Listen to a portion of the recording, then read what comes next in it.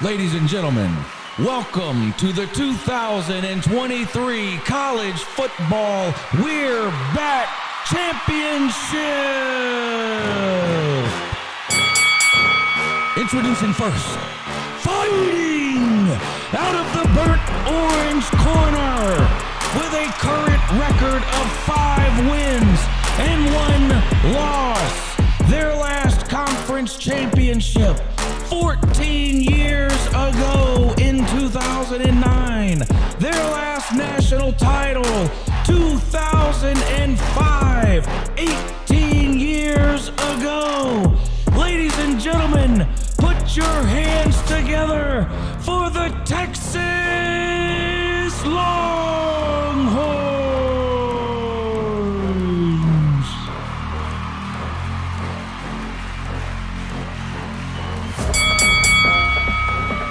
Now making their way to the ring, fighting out of somebody else's corner because they don't have their own. Their last conference title 20 years ago, a 2003 Big East Conference Championship. Their last national title 22 years ago. Ladies and gentlemen, put your hands together for the dirtiest program in American college football history, the Miami Hurricanes. Now making their way to the ring, fighting out of a checkered corner, or a dark mode corner, or a smoky gray corner, or pretty much a different corner every single week. They haven't won a conference or national title since way back in last century. Ladies and gentlemen, get on your feet for the Tennessee Gimmick Vols!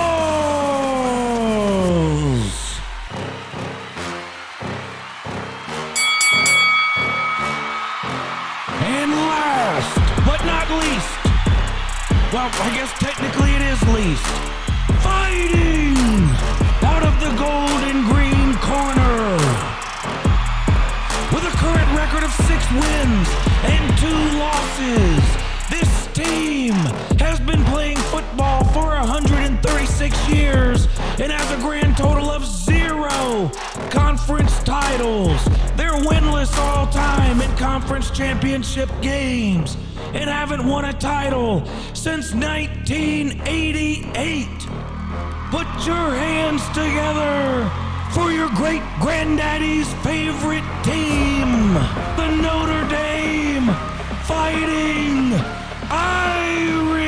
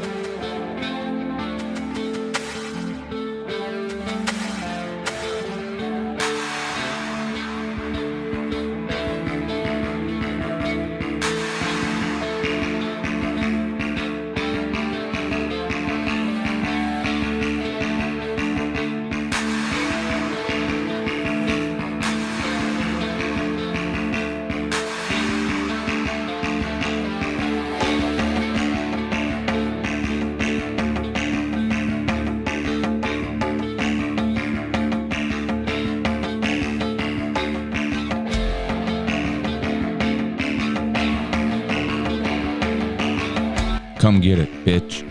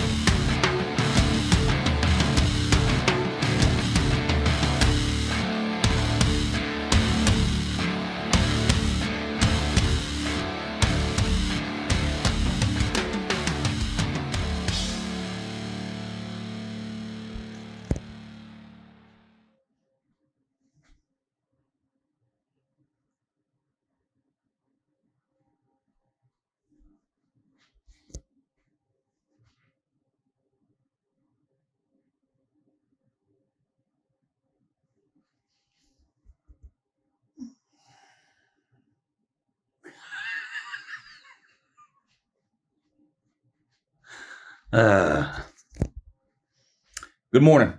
It's Uncle Lou here. Yep, that's right. It is me, Uncle Lou, live on LouTube for you on a Sunday.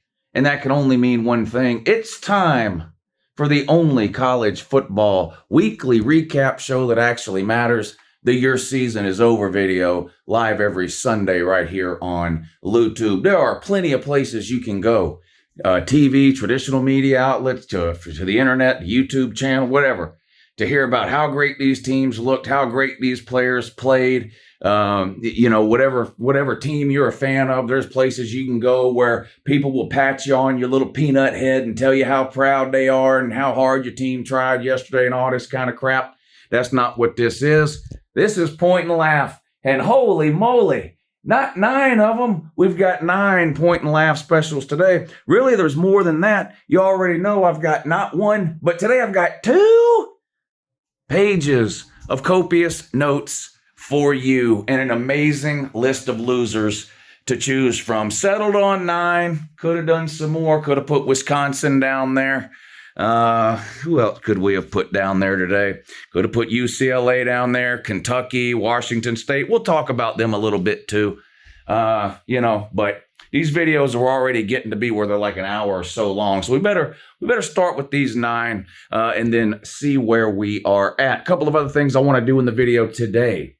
I'm going to do an updated sort of playoff picture. I'm going to go back and look at my preseason playoff predictions, where those 4 teams are at now, and would I change my mind now if I could? I'll let you know. I want to look at the Pac-12 picture. What does it look like after yesterday's games? Who's going to come out of that thing ahead? I want to take a look at that. Can Colorado make a bowl game? We're going to look at that. And something brand new that we're going to start doing every Sunday, every season, the updated We're Back top 4 rankings. And it's, the 4 teams, don't you? We're going to rank these 4 teams against each other. It's the official We're Back rankings. We're going to start that today. I think that'll be a popular segment, so we'll start that today. We'll talk about some teams that won but looked bad. And then we'll talk about some teams that won and looked good. Heisman updates, all the usual stuff. Let's get started, shall we? Yes, we shall. And you know where we're going to start? We're going to start right here. I'm not going to trash Vandy a lot. I'm just not going to do it. Ain't got no interest in it. And none of y'all have any interest in it either. It's Vandy. I don't know why I let myself get all worked up about these things anymore when it comes to Georgia. Y'all know Georgia's not losing. I know that. I know you know that. And so every week it's like finding whatever you can, like, oh, Georgia didn't do this, Georgia didn't do that. Oh my God, Georgia only beat Vandy on the road 37-20. And you act like that means something, either for your team who is playing Georgia down the road, or even if your team's not playing Georgia, you act like it just means something like that. Georgia beat Vandy 37-20, so what? Now we're losing to Mizzou or whatever. Like, it's just weird. I don't know why. Shout out to Pigskin Pete. How many weeks in a row can I give Pigskin Pete a shout out on a Your Season Is Over video? He's a stats guy. I'm not a stats guy. Okay. I watch I like to just watch games and draw conclusions. Nothing wrong with being a stats guy. Georgia 26 first downs, Vandy 9. Total yards, Georgia 552, Vanderbilt 219. Pass yards, Georgia 261, Vanderbilt 201. Rush yards, Georgia 291. Georgia can't run the ball, 291 rush yards. Vandy rush yards, 18. Penalties, Georgia 4. That's 4 without a 1 in front of it. Alabama, man, y'all out here, we're averaging 14 penalties a game. Georgia, 4 penalties. Time of possession, Georgia 37 minutes, Vandy 23 minutes. How many punts did Georgia have yesterday? Who can tell me in the comments? Type it down below right now. How many times Georgia punt yesterday? 2? 1? 0. Not a single time. 0 punts. Georgia dominated the game. 2 things that bothered me yesterday from the Georgia game. Number 1, turnovers and fumbles. And I'm separating the two for a reason. Georgia had 2 turnovers yesterday. 1 interception, 1 fumble. The interception was a tipped pass at the line of scrimmage. Some people are trying to give Carson Beck a pass on that. He never should have thrown that.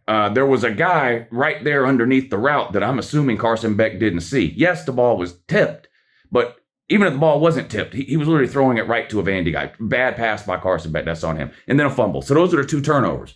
But Georgia also fumbled the ball 2 additional times where they just recovered it. So they weren't lost fumbles, but they were fumbles nonetheless. So a total of 3 fumbles yesterday from Georgia. Luckily, they only lost 1 of them, and 1 interception. Georgia just cannot stop turning the ball over, whether it be fumbles or interceptions. So I don't know. You might have noticed already. I turned the Georgia helmet upside down.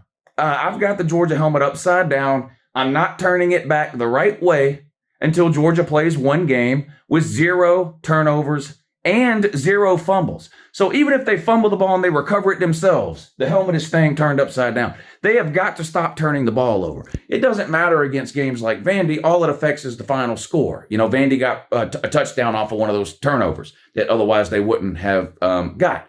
But in bigger games, obviously turnovers can be a big problem. And in fact, a lot of the upsets yesterday, even the small ones, and even the big games, and it's really a theme from yesterday. And you hear it all the time to where it almost sounds cliche. Turnovers can make or break a game, a close game. There are so many games yesterday that were decided strictly because of turnovers, and we'll mention them as we go through them. But Georgia's got to stop turning the ball over. That's number 1. Number 2, this is a problem I thought they had fixed over the last couple of weeks, but getting down into the opponent's territory and the drive stalling out. Georgia kicked 3 field goals yesterday. That's too many for 1 game for me. I don't like that. One or 2, okay. One is fine. I've got no issue. 2, I can live with that. You start kicking 3 or multiple field goals, you're leaving points on the board. And that's what happened with Georgia yesterday. If they convert even 1 or 2 of those field goal attempts into touchdown drives, then instead of a final score of 37-20, you're looking at something like, 45, 48, 51, something like that to 20, if they start converting more of those things. This was a problem that sort of hampered Georgia early in the season. Over the last couple of weeks, they've been much better about that, scoring touchdowns once they get down there. Popped up again yesterday against Vandy. But 37-20, Georgia absolutely dominated the game. Vandy scored an early touchdown off of a turnover, I believe, to go up 7-0 in the first quarter. Georgia then scored 27 straight points and the game was over. It was 27-7 in the third quarter. The game was over at that point. Vandy got 2 other touchdowns. One was a garbage time touchdown at the end. But nevertheless, they did score 20 points, 37-20. But Georgia absolutely dominated the game on both sides of the ball. The game was never in doubt. The game was never in question. That 4th down catch, by the way, that Vandy had down, I think Vandy had the ball around our 30-yard line. It was 4th down, and they threw like a deep out route. I can't remember the receiver's name, and I apologize for Vandy. That's one of the best catches I've seen all year. Malachi Starks, you can't cover a guy any better than what Malachi Starks was covering. It looked like that wide receiver, when he dove for the ball, was wearing Malachi Starks as an extra shirt. Like, you can't cover anybody any better. The guy just made an unbelievable catch down there inside the 10-yard line, and Vandy goes on to score. That was just an amazing play by Vanderbilt. But Georgia controlled the game from start to finish. So I try to give you guys trolling lessons from time to time, and this is one that I've told you about this before, but for a lot of you, it's just not sinking in. Trolling works a lot better when there's like some truth to some of the things you're saying. You know, not watching the Georgia game and then laughing because the score was 37-20, you honestly look ridiculous. Georgia completely dominated that game. I read through the stats at the beginning. The game was just completely one-sided. The South Carolina and the Auburn game, yes, you can still taunt Georgia fans with that. Those were bad performances where, honestly, Georgia got outplayed for large portions of both of those games. And in both of those games, Georgia legitimately could have lost.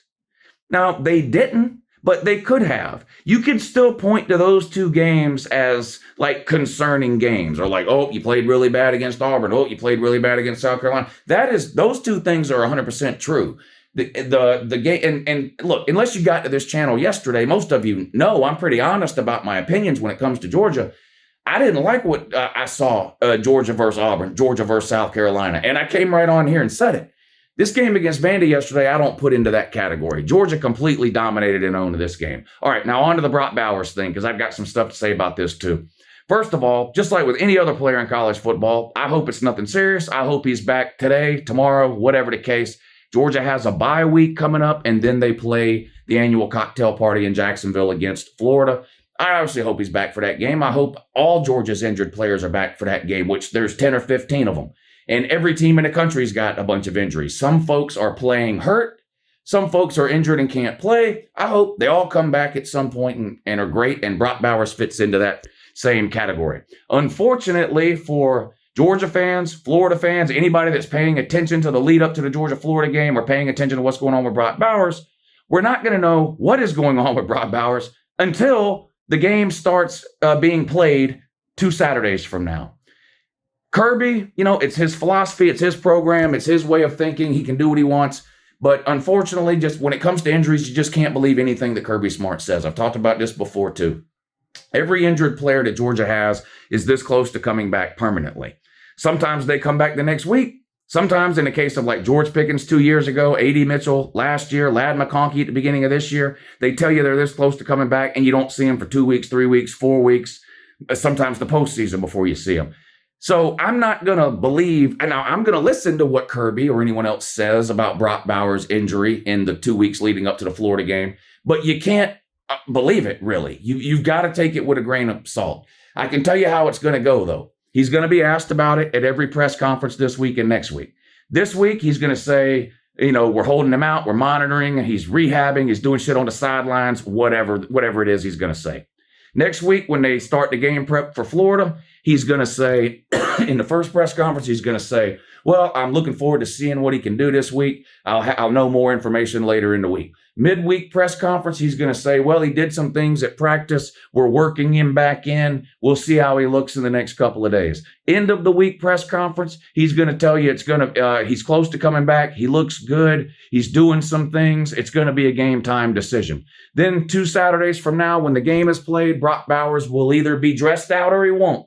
If he's not dressed out, if he's not out there warming up, then at that point we know he's not playing. If he is dressed out, if he is out there playing, well, all that means is that maybe he'll play, maybe he won't. We'll have to wait till Georgia's first offensive possession of the game and see whether or not Brock Bowers goes out there. That's how that's going to play out.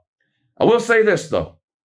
If Brock Bowers doesn't play in 2 weeks in that game against Florida, and God forbid he's out the following week against Mizzou, or the following week against Ole Miss, or the following week against Tennessee, or the following week against Georgia Tech, or the following week in the SEC championship game. God forbid he's out any one or all of those games. A lot of y'all are going to look awfully fucking stupid. Awfully fucking stupid. There are an alarming number of people who've spent the last 6 weeks telling me that Georgia wouldn't win a single game if it weren't for Brock Bowers. Well, yesterday he had 4 catches for 20 yards before leaving the game injured, and somehow Georgia managed to hang on and win the game. Unbelievable. And Georgia's going to go down to Jacksonville, and they're going to beat Florida somewhere between 14 and 24 points, in that range. That Georgia's going to win somewhere between by 14 to 24, 34 to 20, 30 to 17, whatever. It's going to be something like that, with or without Brock Bowers. And if Brock Bowers does not play in that game, a lot of y'all are going to look very fucking stupid. I Googled it this morning just to make sure, but like I thought, Georgia has 85 scholarship players, and some of them are tight ends not named Brock Bowers. You see, unlike other teams, Bama, Ohio State, Georgia actually has backup players. Not only that, they're on scholarship. Not only that, they are developed both in practice and in game. So that God forbid a player gets hurt, they've got somebody else they can put in the game. Georgia's not going to lose to Florida because Brock Bowers doesn't play. Georgia's got backup players. Georgia's got Oscar Delp, Lawson Lucky, Pierce Sperling. It go on and on. A lot of you, an alarming number of you, are going to feel awfully fucking stupid if Brock Bowers doesn't play against Florida. And if he doesn't play, I expect every single one of you to pick Florida to win the game and to bet on Georgia to win the game. Georgia's going to be a 2-touchdown favorite, would be my guess. Georgia's going to be favored somewhere in the 12 to 15 range, 13 to 15 range, somewhere in there over Florida when the line comes out, regardless of what the situation is with Brock Bowers. Because unlike you idiot trolls that apparently don't know that much about Georgia or college football in general, the good people in Vegas know good and damn well that with or without Brock Bowers, Georgia's going down there and winning that game. So all the comments y'all have typed about, what for Brock Bowers, Georgia'd be 0-100, y'all are going to look awfully fucking stupid. Awfully fucking stupid. Guess who, I Googled this morning too. Guess who's got the best odds to win the national title? Still, Georgia. Georgia's got the best odds to win the national title. Now, Michigan. Their odds have improved. Michigan is up to plus 280 to win the national title. Georgia also at plus 280. Georgia and Michigan right now, the two co-favorites at plus 280 to win the national title. After that, a massive fucking drop-off. Washington is actually third odds to win the national title, way down at plus 800. Florida State also at plus 800. Ohio State also at plus 800. Penn State further down than that at plus 1,200. Oklahoma tied with Penn State at plus 1,200. Texas plus 1,800. And Alabama, lowly Alabama, way down at plus 2,000. Georgia's still your favorite to win the national title, along with Michigan. And so basically, you've got the best team in the country, Georgia, and my number 1 ranked team in the country, Michigan, with the best odds to win the national title. Not according to Uncle Lou, according to people who are actually willing to put their money on it. There you go. Georgia destroys Vandy. Who's next? Oh, my God. Look at this. Texas 8-4 is at it again. Texas 8-4 is at it again. I thought I was watching the Iowa-Wisconsin game. No, turns out it was Texas A&M and Tennessee. I couldn't tell the difference. I couldn't tell the difference yesterday between the Iowa-Wisconsin game and the Texas A&M Tennessee game. What in the absolute fuck did I witness here? Where is this at? 20-13. Tennessee holds on at home to beat an unranked 4-3 team by 7, and Tennessee had a whopping 100 yards passing. Wow. Unbelievable. Two terrible quarterbacks in this game here. Max Johnson completed 40% of his passes. Unacceptable in 2023. He had 2 interceptions. Joe Milton, 11 of 22. 50%. Wow. Just barely right there at the Mendoza line, dummies. For 100 yards, 1 touchdown, and an interception. The difference in this game, Tennessee's ability to run the ball, Texas A&M's inability to run the ball. That was the difference in this game. That and a special teams touchdown by Tennessee. Tennessee scored 1 offensive touchdown in this game. One. Lou, if the offense is such a gimmick, why does it work so good? You scored 1 offensive touchdown in this game. Joe Milton is a trash can. He's terrible. He's got no clue what he's doing. Texas A&M, Max Johnson, even worse. Even worse. Texas A&M's offense, I don't know how they can't keep Jimbo. Can they? I don't want to hear the excuse about a backup quarterback. Texas A&M's got one of the best backup quarterback situations in the country. Not from a talent perspective, but from an experience perspective. Max Johnson has started a ton of fucking games in the SEC. So, yeah, that sucks that Connor Wakeman goes down. But again, I Googled this too. Texas A&M, 85 scholarships. One of them belongs to Max Johnson. And he's absolutely terrible. Jimbo Fisher, Bobby Petrino, it doesn't matter who's calling plays. The Texas A&M offense is atrocious. Atrocious. And look, it's true that Tennessee's defense is better this year than it was last year. There's no denying that. But look at the numbers, Texas. I mean, in modern college football, those types of numbers are unacceptable against anybody. Texas A&M is horrible. I don't know how in the world they keep Jimbo Fisher. I don't know how in the world they keep him. $76 million is a lot of money, and I'm still going to have to see it to believe it, that a team is actually going to pay a $76 million buyout. I'm going to have to see it with my own eyes before I 100% believe it. But, I think we all know at this point that the buyout is literally the only thing keeping Jimbo Fisher employed at Texas A&M. Absolutely unacceptable performance yesterday from them. Back against the wall scenario. I mean, they already had 2 losses, so they were basically out of the playoffs, but he only had the 1 SEC loss, and they just laid a complete fucking egg. And honestly, Tennessee did too. A special teams touchdown, the difference in that game. I mean, they get Texas A&M backed up inside their own 1-yard line. They have to punt from their end zone. The Tennessee return man fields the ball at about the Texas A&M 40-yard line. It was just a horrific punt. Backed up inside, standing on the back of his own goal line, and the Tennessee return man takes it to the house. Credit to Tennessee for that. I mean, that's a great play. Special teams is part of football. You can't discount the Tennessee win just because one of their touchdowns came on special teams. I'm not knocking the special teams. I'm knocking the offense, though. Now, they ran the ball great, but Joe Milton is an absolute disaster. Just an absolute failure. The guy's 25, 26 years old. I heard all last year that the only reason Georgia was any good is because Stetson Bennett was 24, and that's why we won the national title. Joe Milton is the same fucking age. This is Joe Milton's 6th year in college. Last year was Stetson Bennett's 6th year in college. I mean, my God, are you telling me that Kirby Smart can get more out of a terrible 6-year QB in Stetson Bennett than Josh Heupel can get out of Joe Milton? This guy is lost. And he looks like he's getting worse. I don't know if they're filling his brain with too much information, and I'm not calling him dumb. This happens a lot. This is a big problem with Texas A&M's quarterbacks over the years. Too much information in the brain. I don't play golf, but do any of y'all play golf? Maybe this has happened to you, or maybe you know somebody this has happened to. They can't hit the ball straight to save their life or whatever the thing is, and they walk up to a tee box to do a drive, and there's so much, you can almost see gears turning in their brain. Like there's so much going on in their head. Okay, I make my stance this wide apart, left foot slightly in front of my right foot, angle the club head 2 degrees this direction, stop my backswing when it gets to this point, keep this elbow tucked. When I come down through the ball, make sure my arms are straight, finish off, whatever. They've got too much shit going on. That's what it looks like when you watch Joe Milton try to play quarterback. And it's made worse by Tennessee's fast-paced tempo. Now, they have slowed a lot of that down. They don't run that Well, I don't know.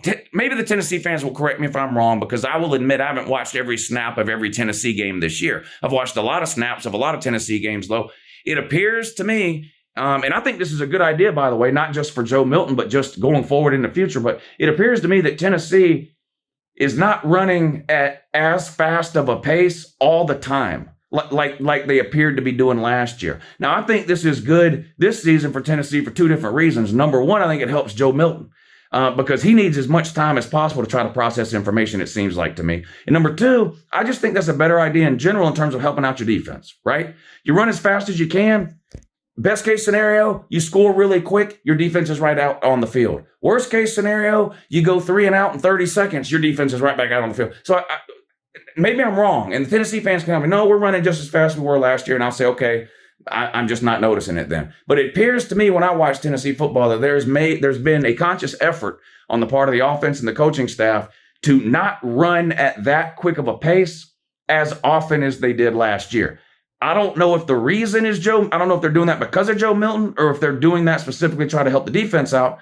I don't really care why they're doing it. They appear to be doing it, and it appears to be helping the defense in particular. Joe Milton might just be beyond help. But Texas A&M, your season is over. Jimbo Fisher's coaching career at Texas A&M should be over. It hasn't worked. The Hail Mary they threw, bringing in Bobby Petrino, hasn't worked. Their offense is horrendous. When you watch Texas A&M, what do they do well? Like you know, if you're a defensive coordinator and you're getting ready to go up against the team, you go, okay, what do they do well, and can we take that away? I don't know how you watch Texas A&M and figure out what you want to take away. They can't do anything well. They're just everything looks hard for them. Everything looks hard for Texas A&M. It's an absolute disaster and failure. Every facility you could possibly need, all the money you could possibly need, top 5 recruiting classes. Their defensive line is like 4 or 5 stars or something. It's ridiculous. They can't get out of their own way offensively, and it just seems to me, I don't know how Texas A&M continues to just trot through this same mud that they're stuck in year and year after year after year after year with Jimbo Fisher. You have got to cut bait and let it go. It's only going to get worse. Texas and Oklahoma are coming into the league next year. If you think it's embarrassing to be a Texas A&M fan now, wait until next year when Texas is busy beating you by 40 points every year. Holy moly, Texas A&M needs to do something.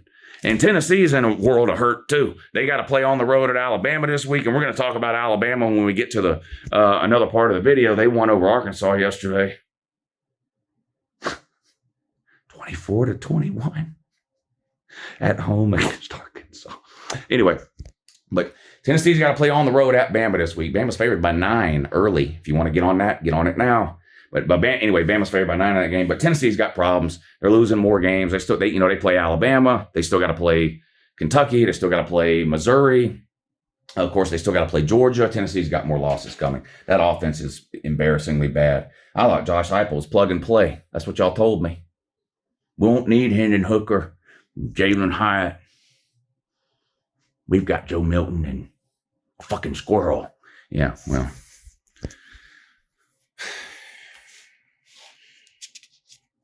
Yeah, squirrel can't get no nut. That's the story of the Tennessee man. They got a squirrel. Squirrel White.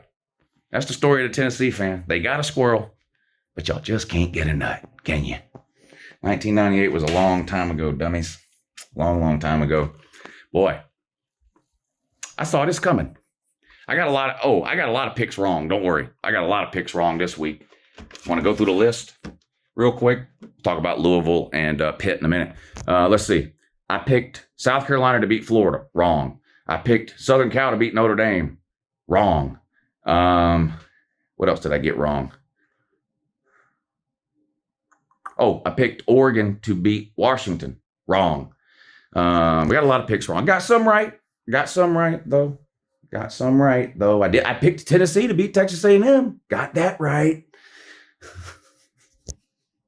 Anyway, Louisville, after one of the biggest wins in program history, Louisville fans, that's up to you. Rank it wherever you want. The win last week at home against Notre Dame was a big win, huge win.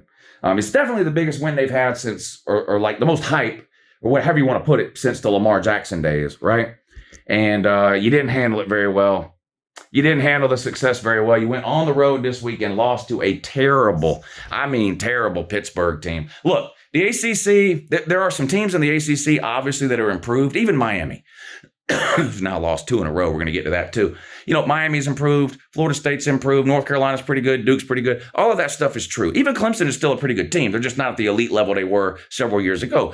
So it's true. You've got a handful of good teams in the ACC now. But the bottom of the ACC is absolutely horrific. Syracuse, Boston College, Pitt, both Virginia teams, Wake Forest. These are teams that wouldn't win 2 or 3 games no matter what conference they were in. They're just horrible.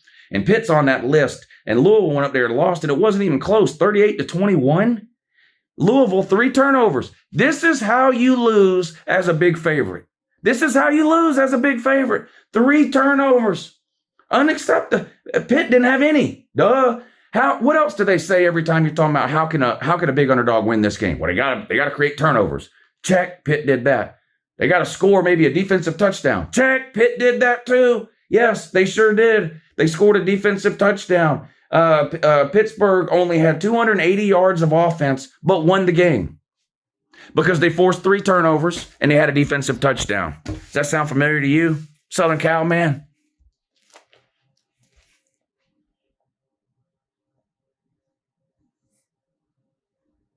Trojan man. Yeah.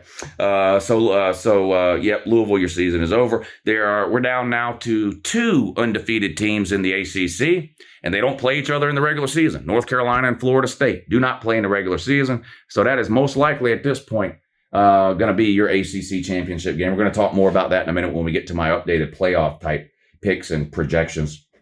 I should have talked about West Virginia before this weekend.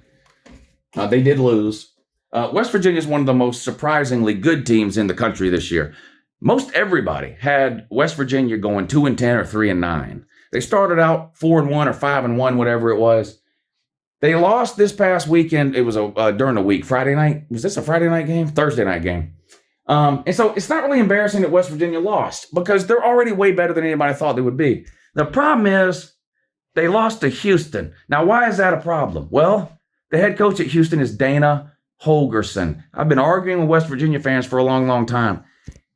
Dana Holgorsen is a better coach than Neil Brown. He just is. Now, the whole Dana Holgorsen at West Virginia thing. Did he leave on his own? Was he asked to leave? Was he sort of pushed out? Was he forced out? Did he leave on his own? That's a question we'll probably never know the answer to. You can't believe anything you're told by these higher-ups anymore. But the reality is, once he was gone, West Virginia fans were happy. They did not like him. They did not want him there. They were head over heels for Neil Brown. He comes in, and the guy's been an absolute disaster since the minute he got there. But West Virginia fans continued to hang their hat on the opinion that, well, yes, we haven't been great under Neil Brown, but we've been better than we would have been with Dana Holgorsen. No. Dana Holgorsen is a better coach.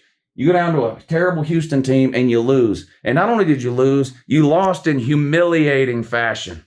West Virginia scores a touchdown with like 15 seconds to go to win the game. It looks like they go up. All they got to do is kick the ball off to Houston and basically got time for 1 or 2 plays maybe. Well, it turns out that's all Houston needed was 1 or 2 plays. They score on a Hail Mary and beat you. Just an unbelievable, basically back-to-back Hail Marys. This happened to Georgia in 2016. Georgia scored a long touchdown pass against Tennessee at home in 2016 with like 38 seconds to go, something like that. Tennessee gets the ball back, does the exact same thing. Scores a Hail Mary to beat Georgia. It's a heartbreaking way to lose. Unfortunately for the West Virginia man, you lost to Dana Holgorsen, the Dana Holgorsen Bowl. So it's official. Dana Holgorsen better than Neil Brown. Houston better than West Virginia. West Virginia, your season is over. Look at this.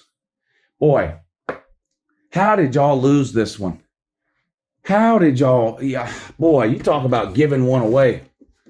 South Carolina had every opportunity to win this game. Every opportunity. A 10-point lead in the fourth quarter. Blown. Embarrassing. 10-point lead in the fourth quarter. Graham Mertz. You remember the joke last year that Tennessee, every team Tennessee played, they made their quarterback look like a Heisman Trophy winner? You know, Anthony Richardson was terrible last year, except when he played Tennessee. It looked unbelievable. Spencer Rattler wasn't good last year, if you remember. He's been good this year. We'll talk about him in a minute. He wasn't good last year until he played Tennessee. They put up 63 points. South Carolina made Graham Mertz look like a fucking Heisman Trophy candidate. 30 of 48 3 touchdowns, no interceptions, almost 400 yards for Graham Mertz. You know how hard it is to make Graham Mertz look that good? Y'all ought to be embarrassed and ashamed of yourself. Not only that, South Carolina, and Florida needed that performance from Graham Mertz to win. They couldn't run the ball. South Carolina had double the rushing yards of Florida. Florida only had 71 rushing yards in this game and won. South Carolina had almost 150 and lost. And Spencer Rattler played well. He had 4 touchdowns. I think he might have had 1 interception, but Spencer Rattler played well. It's hard to fathom how South Carolina won this game. The 10-point lead, you let Florida go down, Graham Mertz to Ricky Pearsall, touchdown, game over. This is a bad loss for South Carolina because Florida's not a good team. Florida wasn't a good team when they beat Tennessee. They're not a good team now that they've beat South Carolina. Florida's not a good team. South Carolina, you let one get away here, one that you needed. And actually, Sunbelt Billy needed this one too. Florida is now 16. Florida has now lost 15 of their last 18 road games. They had lost 15 of 17. In other words, they were 2-15 in their last 17 road games. 2-15. Now they're 3-15 with this win at Willie B. And South Carolina, again, should have won the game, could have won the game, had every opportunity to win the game, had a 10-point lead in the fourth quarter, had a lead on Florida's last drive of the game, and just couldn't close it out. Couldn't close it out. A bad loss for Shane Beamer.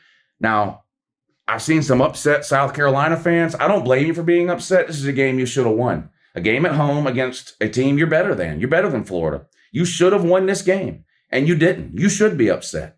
Be very careful with the Fire Beamer stuff. Look, believe me, I, of all people, do not think that fans should accept mediocre play or mediocre head coaches. However, I don't know. I honestly don't know how much better South Carolina can do head coach wise than Shane Beamer. He seems to be a fit there personality wise. He loves it there. He's recruiting well by South Carolina standards.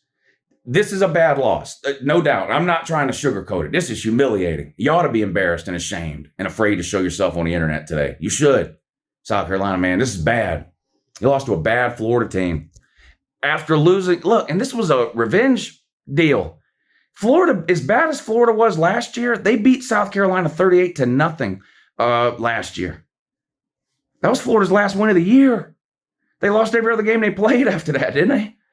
I mean, and now they turn around in your own house with this comeback thing. This is a bad loss for South Carolina.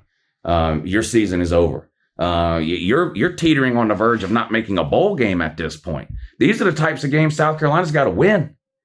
You still got to play, Kentucky, Mizzou, Clemson. I mean, there's some tough games. This was one of the easier games left on your schedule. This is bad for South Carolina, man. For Florida, I absolutely love it. Boy, their fans are all kinds of hyped up now. They think they've done figured something out with Graham Mertz because he had one good game against South Carolina. They did this last year with Anthony Richardson after the Tennessee game. They thought they had something. Boy, Georgia's going out there and beat y'all bad. They're going to spank y'all's little bottom blue. You know it. You know it's true. Come on. Then you got to play LSU, Missouri. Who else? Florida State. Boy, Florida's got a lot of losses coming too. Holy moly. Good win for Florida yesterday, though. You got to call it like it is. And it feels like Sunbelt Billy needed that one bad. And he got it. So congrats to Florida for that. I'm trolling you because the Georgia-Florida game is coming up. That was a good win for Florida.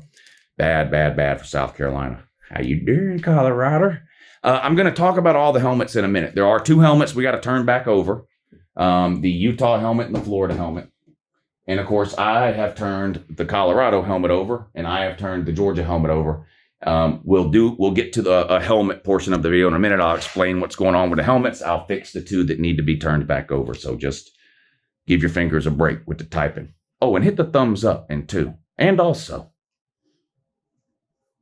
Colorado. When Colorado hired Deion Sanders, all I heard was how great it's going to be. I disagreed, He said, Lou, you just wait. You just wait, Lou. Deion's going to make history at Colorado. I don't know, man. I don't know. Well, I don't do this very often. But I was wrong. And you were right. Deion has made history at Colorado. Colorado was up 29-0 over Stanford at halftime and ended up losing the game. It is the biggest blown halftime lead in Colorado history. It is the biggest second half comeback in Stanford history. And it is the biggest comeback in Pac-12 history. Y'all were right. I was wrong. Deion, Coach Prime Time. We're going to have to rename him to Coach Early Game. Coach Prime Time ain't working out. We're going to have to rename him to like Coach 11 a.m. local time kickoff. How about can we rename him that? Instead of Coach Prime, can we rename him Coach 11 a.m. local time kickoff? All he does is make history, woo. You guys don't have any idea like how much self-control I'm exhibiting right now. If you watched the live stream last night, you might know what I'm talking about, but I feel like I'm leading my entire life these days this close to completely taking the filter off when it comes to Colorado and Coach Prime. But I'm going to move on. Colorado, you lost again. We're going to talk about Colorado's chances to make a bowl game towards the end of the video. So who knows? Maybe I'll slip up and get myself aggravated. Hang in there. We'll see. I don't know. But Colorado, your season was over before it started. Yesterday was just more proof of that, wasn't it? Yeah, it was. All right. Season officially over for Miami. No playoffs for you. Of course, anybody with half a brain never even thought you were making the playoffs to start with. Let's put your little duck back on your helmet there. I still have people that show up in the comments sometimes and say, this idiot doesn't know that it's an ibis. It's not a duck, it's an ibis. It's a fucking duck, man. I know that officially it's an ibis. That's what makes it so funny that they dressed the mascot up in a duck costume. It's 2023. How do y'all not get it yet? Yes, officially, the Miami Hurricanes mascot is an ibis. I've put the pictures up a million times. Their mascot, an ibis, is running around the sidelines in a duck costume. It is what it is. But Miami lost on the road last night to North Carolina in a must-win spot. Not only must-win in terms of saving the playoff hopes, but really a must-win in terms of optics. Last week was so bad for Miami, it can't be exaggerated. The ending of the Georgia Tech game, and I'm not going over all of that again. Everybody and their brother has talked for hours about the ending of the Miami-Georgia Tech game. We understand Mario Cristobal was an idiot. He should have took a knee. He didn't. Well, blah, blah, blah, blah, blah. Miami needed a game the next week. This would have been this would have been a horrible time for Miami to have a bye week, in my opinion, to have that negativity lingering. Miami needed to probably get out of town. They did. And play a game. They did. And they needed to win. And they didn't. They got beat by North Carolina. Was it 31-21? It really wasn't even that close. Let me see what the final score was. Miami scored late. Where's this one? 41-31. 41-31, but it was like 41-24, I think, at one point. It was 34-17 at one point. Like it was never competitive in the second half. Drake May outplayed Tyler Van Dyke. Tyler Van Dyke had another 2 interceptions after throwing, I think, 3 interceptions last week against Georgia Tech. So, he started off hot this year. He's getting colder. He's got Joe Milton disease. He appears to be getting worse as the season goes along. Miami only had 90 rush yards. And Tez Walker, man, shout out to him, that wide receiver for North Carolina. The NCAA ruled him ineligible because of some weird transfer rules stuff. And he had to sit out the first 3, 4, 5 games, whatever it was. But he came back last week, played a little bit last week.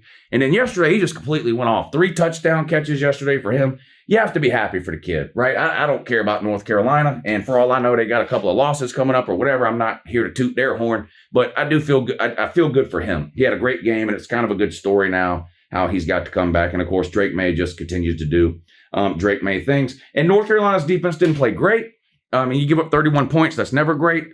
but it's still a big improvement over last year, I think. Defensively, North Carolina and Tennessee, I think, are a lot the same. Their defenses were totally to blame last year for their failures. Both those defenses have gotten better. The difference between, of course, North Carolina and Tennessee, North Carolina kept their quarterback from last year, Drake May, and still has an electric offense, whereas Tennessee is scraping the bottom of the barrel with something called Joe Milton. That is obviously the difference between those two teams. Basically, Tennessee sucks and North Carolina doesn't. North Carolina wins. They remain undefeated. Miami, your season is over, and you got losses coming. You play Clemson this week at home. I know Clemson's not what they were, but is anybody willing to go out on a limb and pick Miami in this one? I think the game's in Miami too, but again, it doesn't matter. Nobody goes to those games. I'm not even getting started. They're definitely not going to go now. You got 2 losses. They don't even go when you're undefeated and playing top 15 teams. Again, if Miami's own fans don't give a fuck, why do I? I'm moving. I'm not even talking anymore about Miami.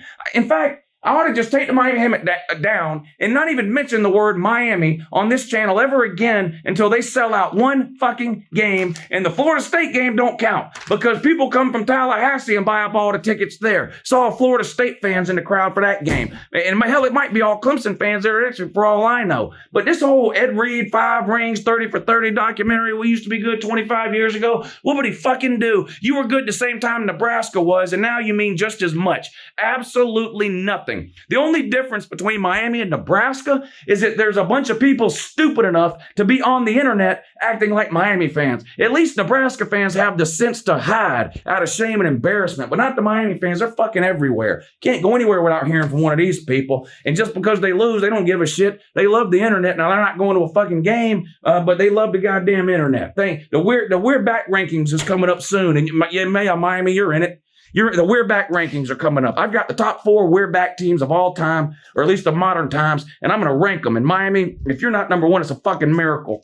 But let's move on. And I got all kinds of mad. Oregon lost, or more specifically, Dan Lanning. I might as well go right on to this while I'm mad now. I like Dan Lanning. He did great at Georgia. Hell, before that, he did great at Bama. Elite defensive mind, a great recruiter. And he's building a really good program at Oregon. And he's got some really good players, offensively and defensively. I don't care how good your players are. You can't overcome constant fucking coaching mistakes. He has got to stop. Much like Mario Cristobal, who, blew it in the Georgia Tech game, and then we go, oh yeah, well, he did the same thing in 2018 and lost that game too. But Mario Cristobal keeps doing this shit over and over. I used this example yesterday. Hold on a second. I gotta sit down. I feel like my heart's about to come out of my fucking chest. Let me sit. Can I sit down and talk to y'all for a minute? Do you mind? Huh? I don't appreciate y'all getting me all worked up. Type about it. Hit the thumbs up if you care about Uncle Lou's apparent heart condition. I'm going to sit down to keep myself calm about the Dan Lanning thing. You can't keep making these types of dumbass decisions in big games. I used this analogy or example, whatever you want to call it, I think yesterday. I don't remember if it was on a video or last time. I'm going to do it again. I play blackjack a lot, okay? And if you play blackjack long enough, you're going to play with some stupid fucking people that make some stupid fucking decisions. Blackjack is all about math. There's no way to beat the house without counting cards, but if you at least play by the correct basic strategy, you increase your chances of potentially winning, okay? Every once in a while, you'll have some moron sit down at the blackjack table and just do something completely wrong and ridiculous. It messes the whole table up. It messes up the rotation of the cards. It messes everything up. But he wins the hand. And, and you know what he starts to think? In his feeble little mush mind, I made the right decision because I won the hand. No. You see it, people will split tens in blackjack. If you know what, the object of blackjack is to get as close to 21 as you can without going over. You get dealt 2 tens, okay? A 10 and a 10. That's 20. It's the second best hand you can have. The only way you can be any better than that is half 21. That's the only way you can be any better. You got some people that'll sit down at the blackjack table and they'll be dealt 2 tens and they'll split them. What that means is instead of playing one hand, which is a 20, 10 and 10, 20, they split their 10s into two different hands. So now they've got two hands. Each hand has 1 10 in it, and they get dealt an additional card into each hand. Okay, maybe you'll get dealt an ace, which is worth an 11, and it will increase your hand by 1. You now have a 21, whereas before you would have had a 20. What's more likely to happen? You're going to get dealt a 4, a 5, or a 6. Now you've got a 14, 15, or a 16, which is a terrible hand. You've got to bet again. You've got to hit again, take another card. Then you go over 21 and you bust. You turn one winning hand, that 20 you had to start with, you turned one winning hand into two losing hands. But every once in a while, you'll see some dumbass do that at the blackjack table. He'll split his 10s. He'll get dealt an ace. That gives him a 21. And then he'll get dealt another 10. And that gives him another 20. And he wins. And so he wins two hands instead of winning one. And he thinks he made the right decision because he won. Guess what happens the next 25 times he does that? He's going to fucking lose. And that is Dan Lanning disease in a nutshell. Dan Lanning keeps going for it on fourth down inside the opponent's 10-yard line early in games when you just points, you just take the points there. He doesn't do it. He goes for it. Oregon gets it.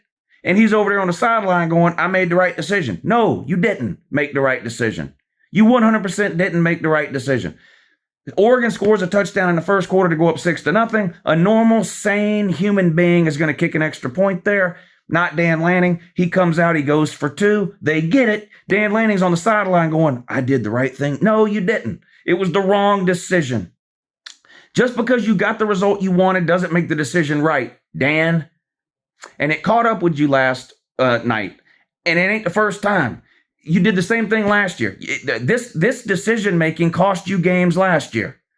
It's not being cautiously aggressive if you do it every single fucking time, Dan. Okay? You're just a degenerate gambler at this point. You're not picking your spots. The post-game press conference, he was like, well, we knew if they had a certain look that we would be able to pull the play off, and we had a timeout in our pocket. So if they didn't give us the look we wanted, we could have called a timeout. But they had the look we wanted, so we ran the play. We just didn't execute. That's a plan you don't need, Dan. Early in the game, kick a field goal. Early in the game, kick an extra point. End of the game, up by 4 at midfield. On 4th and 4, punt the fucking ball. Dan, you cost Oregon that game. Not Bo Nix, not the defense, not Michael Penix playing out of his mind, which he did. Dan Lanning cost Oregon that game with 15 stupid fucking coaching decisions. It's not picking your spots. It's not being progressively aggressive if you do it every fucking time. It's not.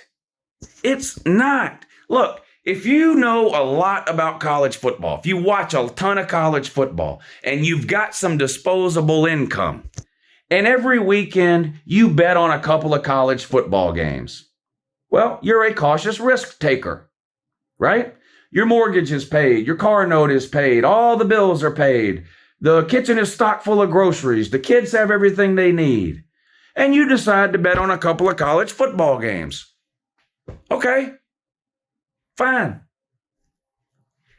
But if your mortgage is a month late, you've got nothing to eat, and your kids don't have clothes on their back, and you're betting on college football games, you're just a degenerate gambler. That's what Dan Lanning is. And he has got to stop. He has got to stop. And going for it and getting it doesn't make it the right decision. Just like splitting 10s and blackjack and winning both hands doesn't make that the right decision. Grow up, Dan.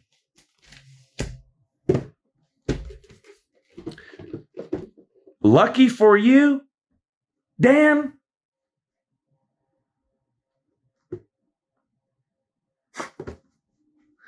Lucky for you, this team is going nowhere fast. Now, here's the glass half full for the Trojan man.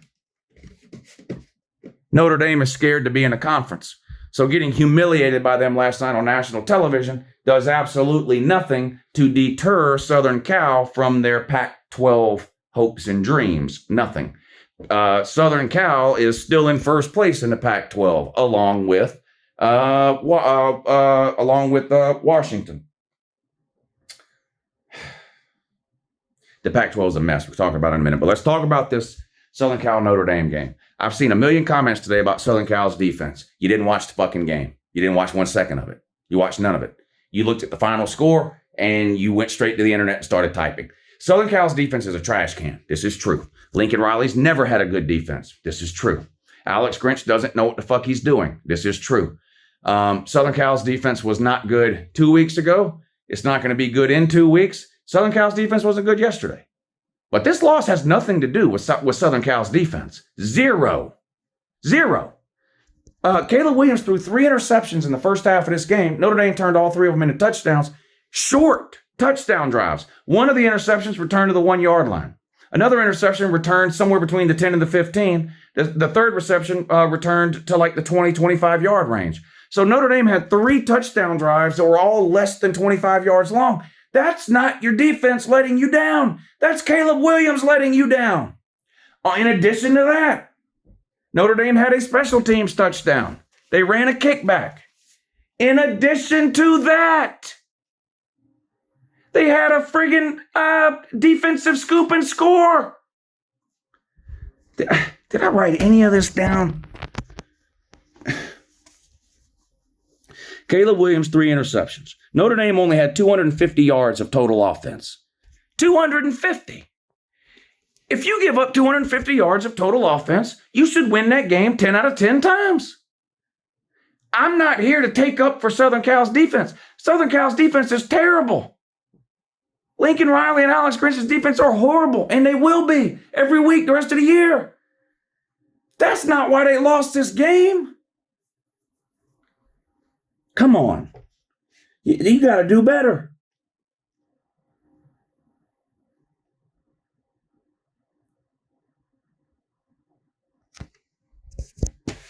What?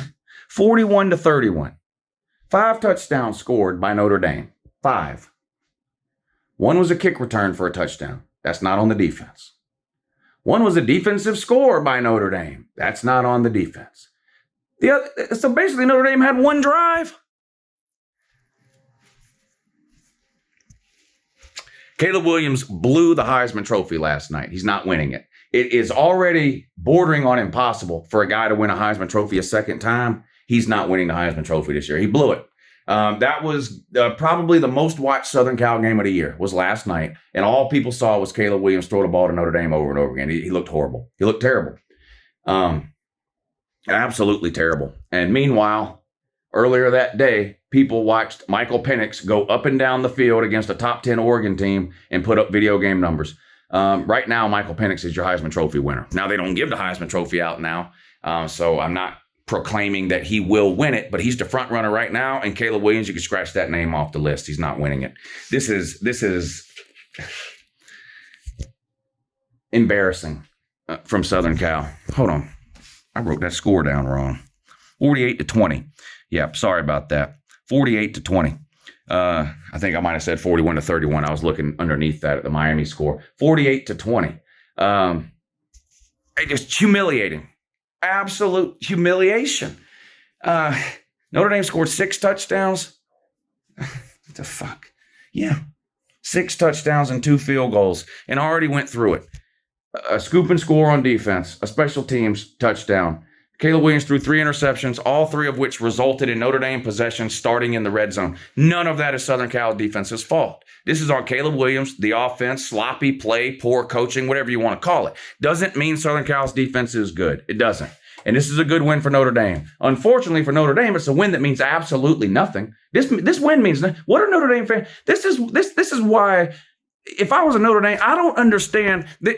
There are Notre Dame fans who are perfectly happy not being in a conference. They like not being in a conference. They don't want to be in a conference. They don't understand why other people look at it as weird that they're not in a conference. This is why. This doesn't mean anything for you. This means absolute. So what? So you beat Southern Cal. You tell me what you think that means, Notre Dame, man. What do you think that means? It means absolutely nothing. You're not getting anywhere near the playoffs with 2 losses. You know that. Now, next year when we go to a 12-team playoff, okay, you're still alive with the 2 losses. But this is why I don't understand why Southern Cal, or why Notre Dame fans aren't screaming from the rooftops about getting into a conference. If you were in a conference, maybe you'd have some kind of a hope or a prayer. With 2 losses, that things could fall a certain way, but my God, that win means nothing. It doesn't help you get closer to a conference championship. You're not in a conference. It doesn't help you get closer to the playoffs. You're not making the playoffs. All this win does is increase the chances of Notre Dame getting blown out in yet another New Year's Six game. That's it. And yes, you'll get blown out if you make a New Year's Six game, because you do every single time. You've never won a New Year's Six game. You've never won a BCS bowl game. You've never won a playoff game. You've never won a conference championship game. We're not in a conference. You were in one in 2020, and guess what? You made the conference championship game. What happened? You lost. All you do is lose big postseason games. You're like 0-9, 0-10 in your last 10 major postseason games, going all the way back to the late 80s. This win means nothing for you, Notre Dame. And guess what else? The loss means nothing for Southern Cal. Nothing, because they are in a conference. Now, I'm not impressed with Southern Cal overall over the course of the season in general, or particularly last night. And I'm not suggesting they're going to win the rest of their games or make the playoffs or win the Pac-12 or whatever. We'll see. But I am telling you that Southern Cal has everything to play for today that they had yesterday morning when they woke up. Everything. They've got 0 conference losses. They can still make the Pac-12 title game. They've only got 1 loss. They can still make the playoffs. So Southern Cal lost, yet they've still got everything to play for. Notre Dame won, and it means absolutely nothing, because you're scared to join a conference. You spend your entire existence trying to avoid a 13th game. Well, congratulations. You know what that gets you? Meaningless October wins. Woo! Is that it? I guess that's it for the helmets. All right. Who else lost? Washington State lost, and they only had 1 loss, right? And they got blown 44-6 to Arizona. I don't care who you are. You didn't see this coming. Even Arizona fans didn't see this coming. Arizona fans thought they could win, not 44-6. Holy shit. This is unbelievable. Arizona quarterback 34-43, 342 yards, 174 yards rushing, wazoo, 3 turnovers. There you go. More turnovers. Count the Washington State. Why'd they lose? Turnovers. South Carolina. Why'd they lose? Turnovers. Who else lost? Oregon. It was, dumb coaching decisions. Southern Cal. Why'd they lose? Turnovers. Boy, you better quit turning the ball over. And that gets me back to the Georgia thing, my rant earlier, because the Georgia fans are like, we won the game. Woo, shut up. 137-20. Shut up. Pass was tipped at the line of scrimmage. Woo, shut up. Yeah, we fumbled 3 times, but we only lost 1 of them. Shut up. You shut the fuck up, Disney dog motherfucker. Georgia turns the ball over like they've done this season in bigger games. They'll fucking lose, moron. Maybe you haven't paid any attention this year, but Georgia's not exactly beating teams by 50 points every week like they were last year. Dummy. Why? They're turning the ball over. And if they keep it up, somebody's going to fucking beat them. So that's why I don't want to see any more turnovers. Idiot. Tell me more about Georgia's shitty schedule too, trolls. Next 4 games, all against ranked teams. Cry about it. Bitch, moan, and rub your pussy. Next 4 games for Georgia. Florida, about to be ranked. Mizzou, ranked. Tennessee, ranked. Ole Miss, ranked. Cry. Cry, cry, cry. Cry until your fucking eyeballs fall out. Georgia's won 24 straight.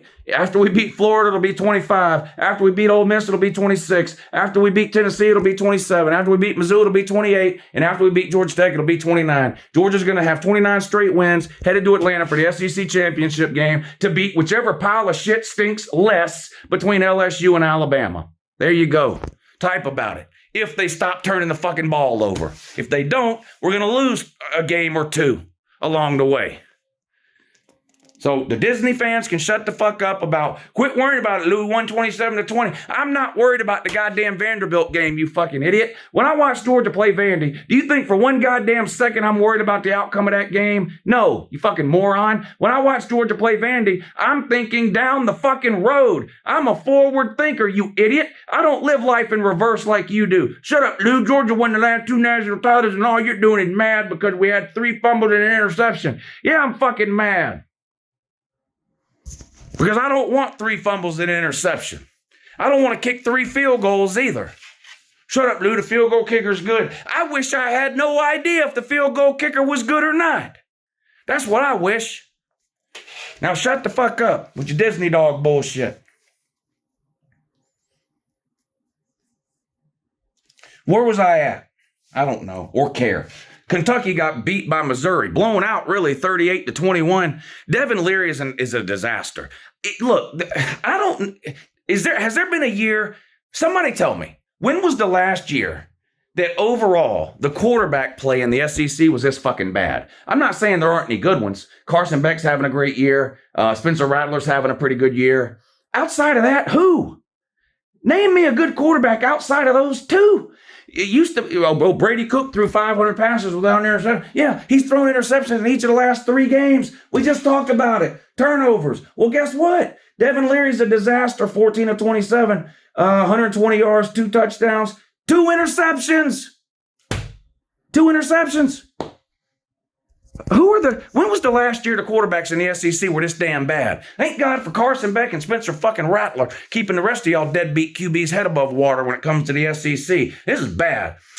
Wisconsin and Iowa. My God, what game was worse, Wisconsin and Iowa or Tennessee, Texas A&M? I'd love to see a 4-team playoff between those 2. Here you go. Here's 4 teams that can't score a fucking point. Now go play a playoff. Good God Almighty.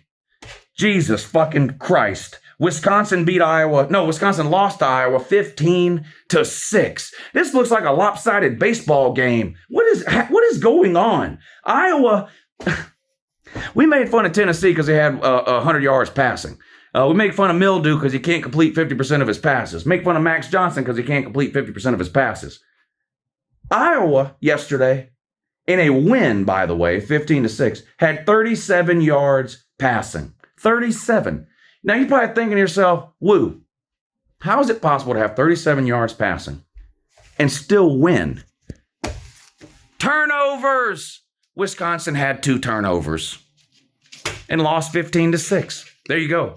Iowa total points update. Iowa has to average 25 points per game over the course of the season in order for the offensive coordinator to get paid, basically.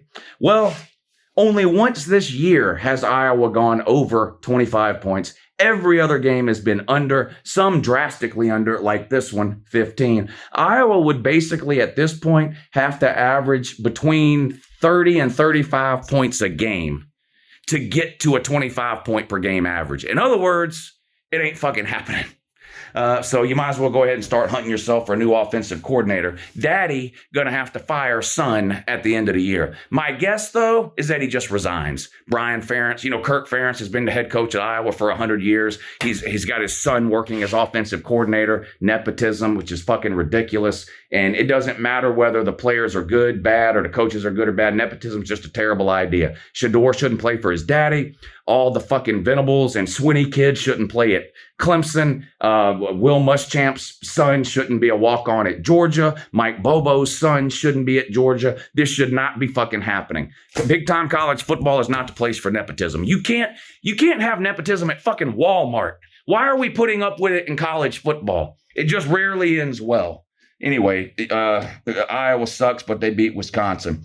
UCLA lost to Oregon State 36-24. That's their second loss. You can write them off. Again, I'm going to do a Pac-12 standings update for you in a minute. It's an absolute blender over there.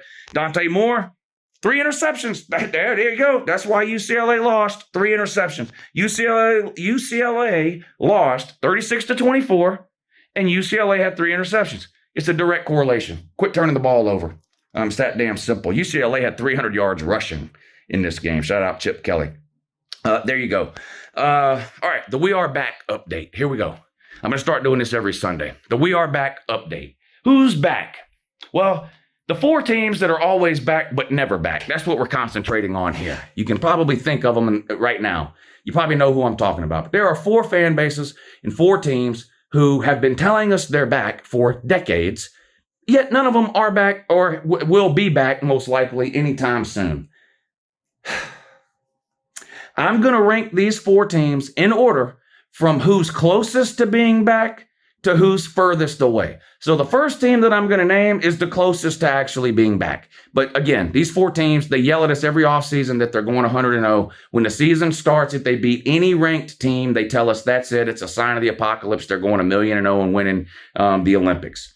But here's of the 4 teams, and you probably know who they are, but of the 4 teams, this is the team that's closest to being back. So they're ranked number 1, Texas. Number 2 team closest to being back, but not back, Notre Dame. Number 3 team closest to being back, but not back, Tennessee. Number 4 team closest to being back, but not back, Miami. There you go. Now, between these 4 teams, when was the last conference title? Notre Dame, Tennessee, Texas, and Miami. Well, Notre Dame's never won a conference title. Tennessee hasn't won a conference title since 1998. Last fucking century, 25 years ago. Texas won a conference title in 2009, and Miami won a conference title in the Big East way back in like 2001 or 2002, whatever it was. So Texas has the most recent conference title 14 years ago, and that's the most recent out of all 4. National titles, also Texas, 2005. Texas has a national title in 2005. That's 18 years ago. Whoopity fucking do. Miami, it's been over 20 years since they won a national title back in 2001, I believe it was. Tennessee, no national title since last century. They're completely irrelevant. And Notre Dame, no national title since 1988. How many years ago was that? Holy shit, is that 35 years? I mean, why do we have to keep hearing about these teams being back every single year? Now, how many of these teams are undefeated halfway through the season? Notre Dame? No. Tennessee? No. Texas? No. Miami? No. How many losses combined? Notre Dame, 2. Tennessee, 1. That's 3. Texas, 1. That's 4. Miami, 2. 6. 6 losses already halfway through the season. No, you're not fucking back. You're never coming back. Stop bothering us with the we're back shit all the fucking time. We're sick of hearing it. We don't want to hear it anymore. We know what you want. What we want you to do? 2 things. Shut the fuck up and win games. Once you win games, then you can come back and talk and type. Stop with the we're back bullshit just so you can go out and embarrass yourself year after year. You're not back.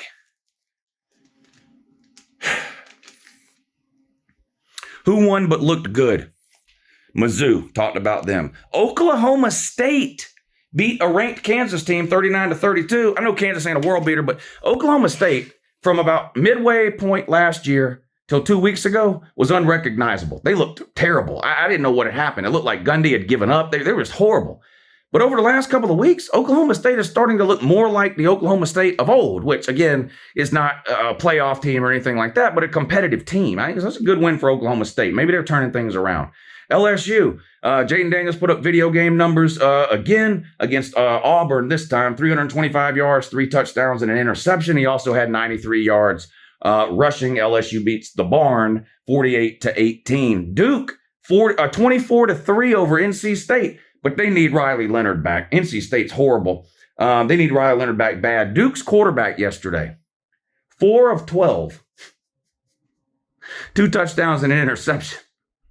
Completed 4 passes. Now, they won, but boy, they need Riley Leonard back at Duke, don't they? Yep, they do. They do. Does Duke still just have 1 loss? No way. Stop it. What are we talking about? Remember when they blew out Clemson? That shit was funny.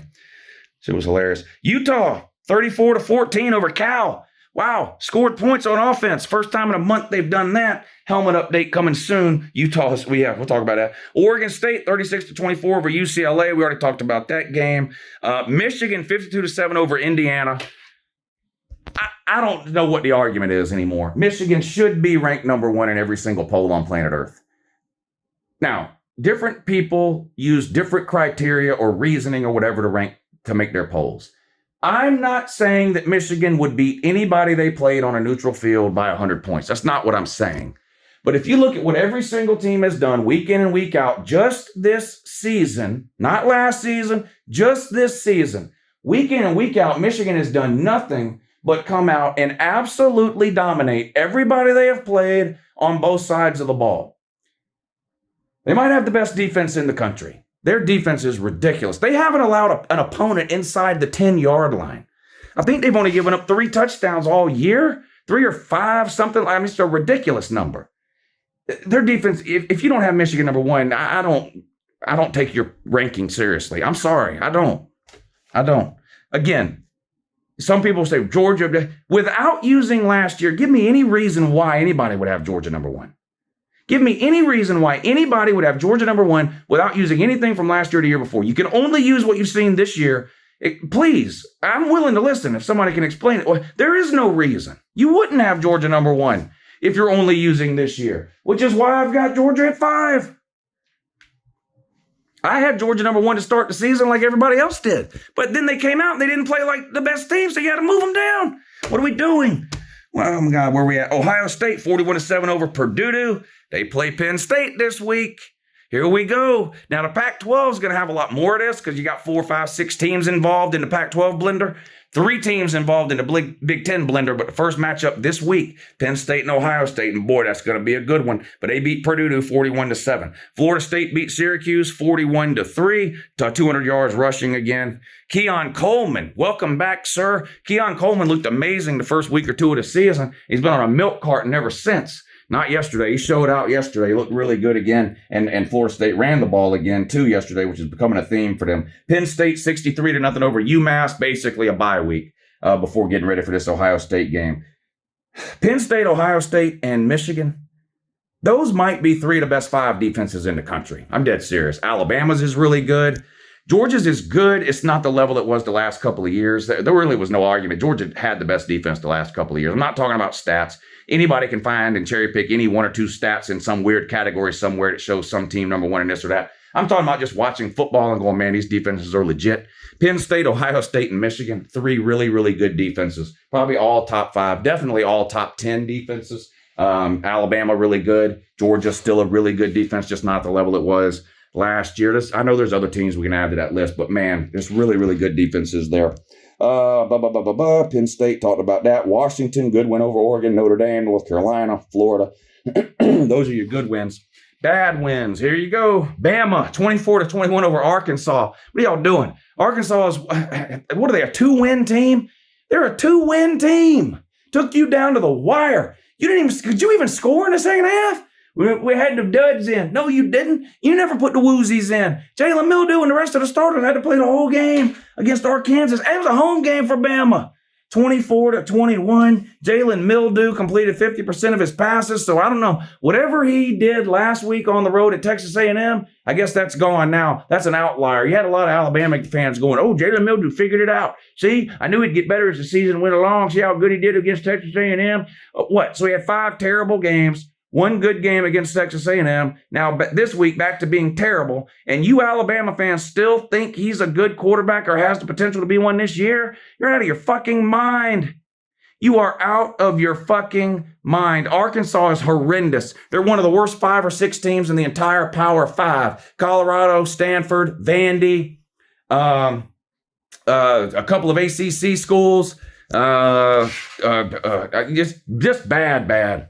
24-21. Boy, you escaped. Congratulations, Alabama. Tennessee, 20-13 over a 4-3 Texas A&M team, and they're celebrating. How is it possible Tennessee has beat South Carolina and Texas A&M in back-to-back weeks at home, and they're acting like they won 2 Super Bowls in a row. It's the weirdest thing I've ever seen. They are riding high on the hog up in hill country, these hill jacks. They've got the butt funnel shoved so far up their asshole, they can't see straight.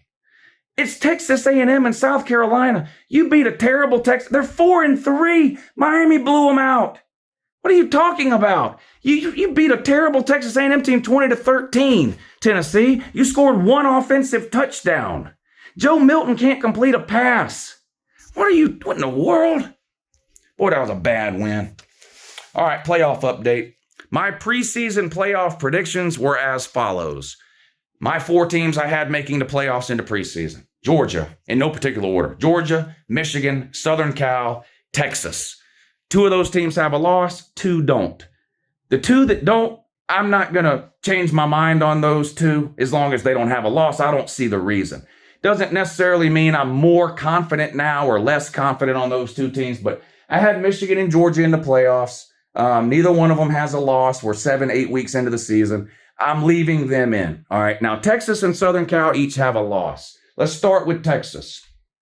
I'm still fairly confident in Texas. I think Texas has got a good shot. You look at their schedule, the Big 12 is way down. They really don't have another test on the schedule until the Big 12 title game, which is most likely going to be a rematch against Oklahoma. I happen to think, even though Texas lost to Oklahoma, they're a better team than Oklahoma.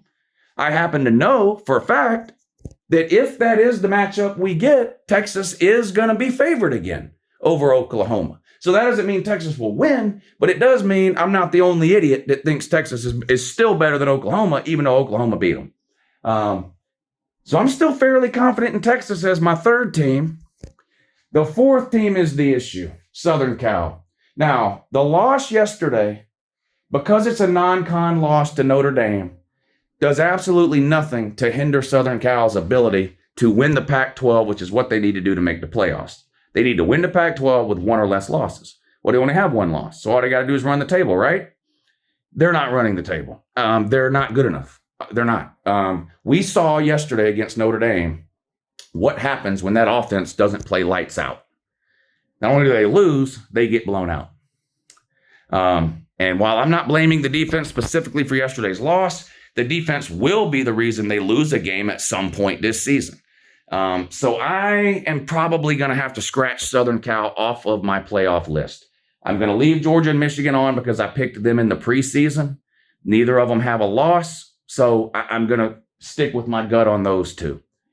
Texas, I think, has the easiest path the rest of the regular season of any potential playoff team.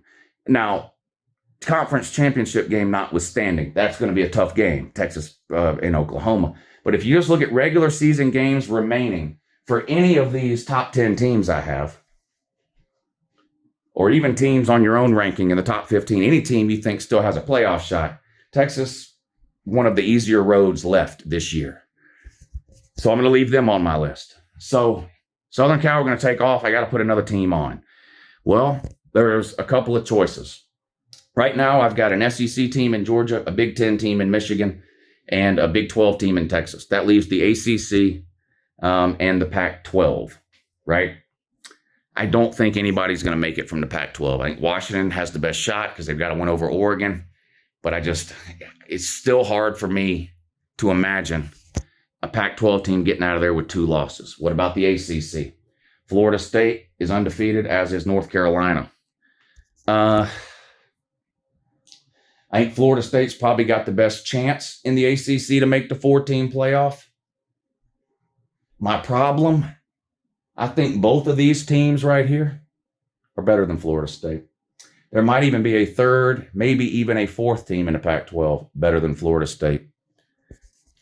I am going to go right now with Washington as the 4th team. Now, I'm going to update this every week. I'm not saying this is set in stone. And you can still troll me on my preseason picks because those were what they were. Again, my preseason picks, Georgia, Michigan, Southern Cal, Texas. My updated week 7 picks, Georgia, Michigan, Texas, Washington. There you go. Troll me till the cows come home. We'll change it up every week as teams win, lose, whatever. Let's talk about the Pac-12 real quick. Southern Cal and Washington tied for first place in the Pac-12 with 0 Pac-12 losses. I know Southern Cal lost, but again, it's Notre Dame, non-conference. So Southern Cal, Washington tied 0 Pac-12 losses. Oregon State, and Utah tied for second. All have 1 loss, so they're definitely alive still. You've got several teams with 2 conference losses: Arizona, UCLA, and Washington State. I don't think any of those 3 teams is even making the conference title game. I think at this point, it's a 5-team race. Southern Cal, Washington, Oregon State, and Utah. 2 of those teams have 0 conference losses. 3 of them have 1. Let's look at who they have remaining on the schedule. We'll start with Southern Cal. They've got 0 conference losses. Here's their remaining schedule. Home against Arizona State. They'll be favored. On the road at Stanford. Oh, sorry. This is Washington. Home against Arizona State. They'll be favored. On the road at Stanford. They'll be favored. On the road at Southern Cal. I think they'll be favored. That's a huge game, though. Home against Utah. They'll be favored, I think. At Oregon State and home against Washington State. This is a brutal schedule for Washington. Look at these games in a row. At Southern Cal, home against Utah, at Oregon State, home against Washington State. That's a brutal 4 or 5 game stretch right there for Washington. Southern Cal also with 0 Pac-12 losses. This week they play Utah. Will Cam Rising come back? If not, Southern Cal wins that game. On the road at Cal, home against Washington, on the road at Oregon, home against UCLA. So they still got to play Utah, Washington, Oregon, and UCLA. All 4 of those teams are capable of beating Southern Cal. I don't think Southern Cal will lose to all 4. They're probably going to lose to some of them, though.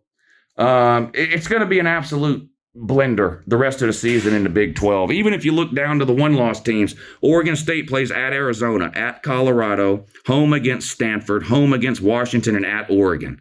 Look at the last 2 games, Washington and Oregon. Oregon, they play Washington State at home, on the road at Utah. That's 2 tough games. Then they play Cal. Then they play Southern Cal at home, Arizona State on the road, Oregon State at home. They got 2 or 3 tough games left. Utah at Southern Cal, home against Oregon, home against Arizona State, at Washington, at Arizona, and home against Colorado. All of these teams, none of these teams are winning the rest of these games. Everybody I just went through is losing at least 1 more game. At least. Brutal. Absolutely brutal. Did we cover it all? Helmet update time. All right, the Florida helmet has been upside down. You got to remember, fans tell me to do this. The Florida fan told me to turn that upside down. Don't get mad at me, Florida fans. The Florida man told me to do that, okay? He said, turn the Florida helmet upside down until they win a road game. I said, okay, that makes sense. So I did. Well, yesterday they won a road game. On the road at Willie B., the world's largest outdoor trailer park. So the Florida helmet returns to its rightful glory, facing the right way, still with the Graham Cracker Mertz box, though, because that's still your quarterback, Graham Cracker Mertz. Colorado. I turned the Colorado helmet over because Deion made history. I was wrong. The prime Deion nut huggers, the Deion dingleberries were right. Deion did make history. Blew the biggest lead in Colorado history, allowed the biggest comeback in Stanford history, allowed the biggest second half comeback in Pac-12 history. So I turned the Colorado helmet upside down. What do they have to do to get it flipped back the right way? I don't know. It's staying like that as long as I deem it necessary. It's up to me and only me. I might leave it like that forever. I don't know. We'll see. We'll see. There's another one. Utah. Got to turn it back the right way. A Utah fan said, Lou, our offense can't score. We haven't scored over 21 points in 3 weeks.